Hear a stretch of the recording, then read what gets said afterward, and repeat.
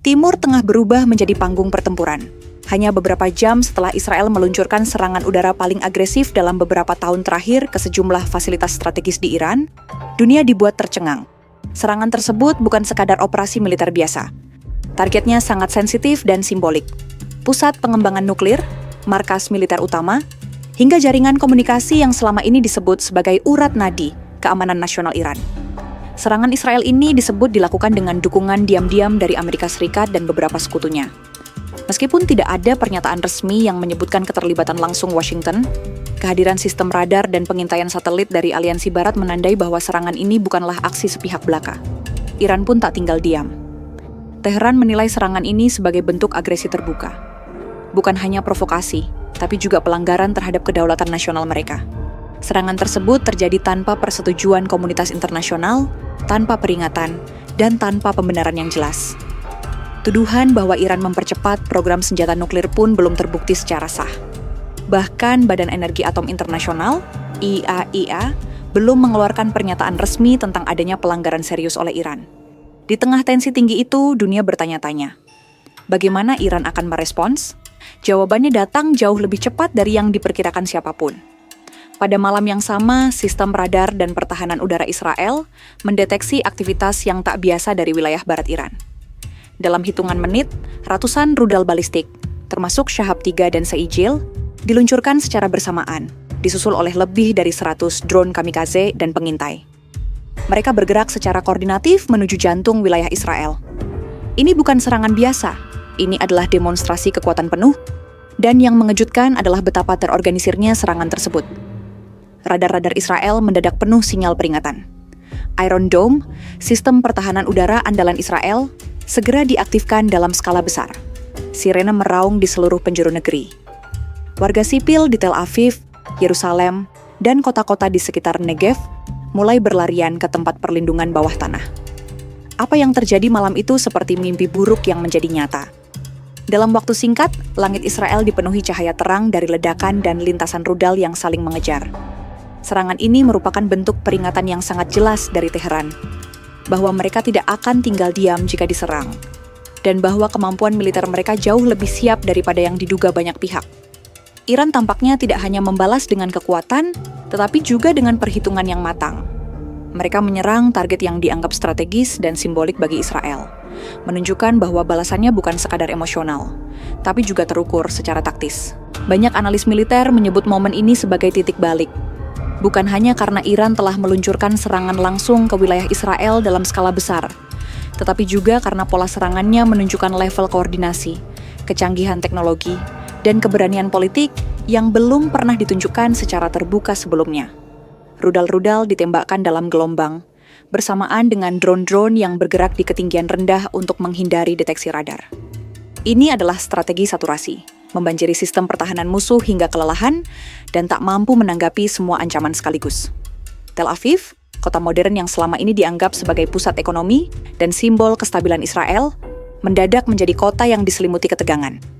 Gedung-gedung pencakar langit mematikan lampu, jalanan kosong, dan suara sirene menggema tanpa henti. Warga berkumpul di ruang-ruang bawah tanah dengan wajah tegang dan ketakutan. Dunia pun mulai sadar, konflik ini tak lagi terbatas pada permainan bayangan atau perang proksi. Ini adalah babak baru, sebuah eskalasi terbuka yang dapat menyeret kawasan, dan bahkan dunia ke dalam konflik berskala luas. Sementara itu, di sisi lain perbatasan, pemimpin Iran menyampaikan pernyataan keras bahwa balasan tersebut merupakan hak sah mereka untuk mempertahankan kedaulatan, dan bahwa jika Israel terus melakukan serangan, maka tanggapan berikutnya akan lebih besar lagi. Dunia mulai menahan napas. Malam itu, bukan hanya Israel yang diserang, tapi seluruh stabilitas kawasan, bahkan mungkin tatanan geopolitik global, ikut terguncang. Ledakan pertama terdengar di pinggiran selatan Tel Aviv, disusul getaran hebat yang merambat hingga pusat kota. Meskipun sistem pertahanan udara Israel seperti Iron Dome, David Sling, dan Arrow 3 bekerja tanpa henti, volume serangan yang datang begitu masif membuat pertahanan tersebut kewalahan.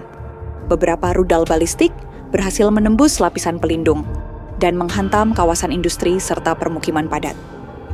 Asap tebal membumbung tinggi dari distrik industri Holon, sementara api melahap gudang-gudang logistik dan kompleks produksi militer. Di kota Askelon dan Netivot, ledakan terjadi beruntun, meruntuhkan beberapa bangunan, dan menimbulkan kepanikan luar biasa di antara warga. Ambulans dan unit penyelamat berlarian di jalanan yang gelap dan penuh reruntuhan. Sirene tak henti meraung, memaksa warga untuk tetap berada di bunker. Bahkan hingga fajar menyingsing. Yerusalem pun tak luput dari serangan. Meskipun tingkat kerusakan di sana lebih terkendali, dentuman keras dan cahaya kilat di langit malam membuat kota itu seolah sedang berada di zona perang terbuka. Beberapa proyektil meledak di udara, namun pecahan-pecahannya tetap berbahaya. Beberapa distrik mengalami gangguan listrik dan komunikasi. Ada laporan mengenai sistem kereta bawah tanah yang dihentikan dan penerbangan yang dialihkan dari Ben Gurion Airport untuk mencegah risiko lebih besar. Militer Israel akhirnya mengakui bahwa ini adalah salah satu serangan paling kompleks dan terkoordinasi yang pernah mereka hadapi. Serangan berlapis yang menggabungkan drone dan rudal dalam jumlah besar, menekan kapasitas deteksi dan reaksi sistem pertahanan hingga ambang batas. Meski Israel menyatakan berhasil mencegat 80-85% serangan, fakta di lapangan menunjukkan bahwa beberapa target vital tetap terkena dampaknya. Iran tak tinggal diam. Mereka merilis video dan citra satelit yang memperlihatkan kehancuran di beberapa titik penting di Israel. Pusat logistik militer, jaringan komunikasi strategis, dan beberapa fasilitas bahan bakar disebut-sebut telah terkena dampak langsung dari rudal mereka. Pihak Israel sendiri tidak membantah seluruhnya, tetapi memilih untuk menyebut sebagian besar kerusakan sebagai efek sekunder dari pecahan rudal yang dihancurkan di udara. Para analis independen mengonfirmasi bahwa terdapat kerusakan nyata di beberapa distrik. Walaupun masih belum jelas apakah akibat hantaman langsung atau pecahan, pesan dari Iran sudah tersampaikan, bahwa sistem pertahanan paling canggih pun tidak sepenuhnya kebal dari tekanan simultan dan serangan teknologi tinggi. Serangan ini mengguncang psikologi publik Israel. Ketika suara ledakan menggema sepanjang malam dan ketidakpastian menguasai udara, rasa aman yang selama ini dipercayai, banyak warga mulai runtuh. Untuk pertama kalinya dalam 1 dekade, warga sipil benar-benar merasa berada di garis depan pertempuran. Pagi harinya, dunia bangun dalam keheningan penuh kekhawatiran. Sidang darurat Dewan Keamanan PBB segera digelar. Amerika Serikat, sekutu dekat Israel, menyuarakan keprihatinan mendalam dan menyerukan agar Israel tidak melakukan pembalasan berlebihan. Meski begitu, mereka tetap menyatakan bahwa Israel memiliki hak untuk membela diri. Di sisi lain, Rusia dan Cina menyerukan penghentian kekerasan secara menyeluruh dan mendesak semua pihak untuk menahan diri demi menjaga stabilitas kawasan. Negara-negara Teluk seperti Qatar dan Uni Emirat Arab juga angkat suara. Mereka menyampaikan kekhawatiran serius bahwa konflik antara Israel dan Iran ini dapat melebar dan menyeret wilayah mereka dalam gelombang kekerasan. Beberapa bahkan mulai memperketat keamanan dalam negeri dan menyiapkan skenario tanggap darurat. Presiden Amerika Serikat langsung mengadakan pertemuan darurat dengan kepala staf militer dan badan intelijen. Mereka meninjau kembali posisi pasukan Amerika di Timur Tengah, khususnya di Irak, Suriah, dan pangkalan-pangkalan di Teluk Persia. Sistem radar lintas wilayah mulai diperluas, dan beberapa tindakan intersepsi bahkan dilakukan dari pangkalan Amerika untuk membantu menghadang serangan yang mengarah ke sekutu mereka. Sementara itu, organisasi-organisasi kemanusiaan internasional mulai bersiap menghadapi krisis pengungsi baru jika perang ini berkembang lebih jauh. Kantor PBB untuk pengungsi menyatakan bahwa ribuan orang telah mengungsi dari wilayah selatan Israel, dan laporan awal menyebutkan potensi eksodus warga dari beberapa daerah di Iran yang dikhawatirkan menjadi target serangan balasan Israel.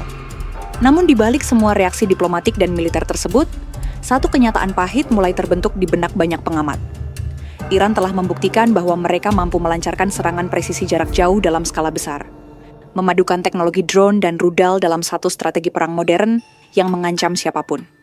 Ini adalah bentuk baru dari perang asimetris berteknologi tinggi, di mana kecepatan, volume, dan kecerdasan strategi menjadi senjata utama.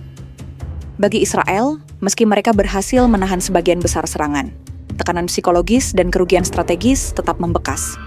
Dan yang lebih mengkhawatirkan, tekanan itu bisa datang bukan hanya dari Iran, tapi juga dari kelompok proksi seperti Hizbullah di Lebanon, milisi Syiah di Irak, atau pasukan pro-Iran di Suriah. Ini adalah teka-teki keamanan berlapis yang belum ada solusinya. Kini dunia menanti langkah selanjutnya. Apakah Israel akan membalas dengan skala yang lebih besar? Ataukah akan menarik diri ke jalur diplomasi demi menghindari perang total? Banyak yang berharap agar tombol rudal tak ditekan lagi dan pintu perundingan yang dibuka. Tapi sejarah di Timur Tengah telah mengajarkan satu hal. Perdamaian seringkali hanya datang setelah semua peluru berhenti, Dan sayangnya, belum ada tanda-tanda bahwa itu akan terjadi dalam waktu dekat.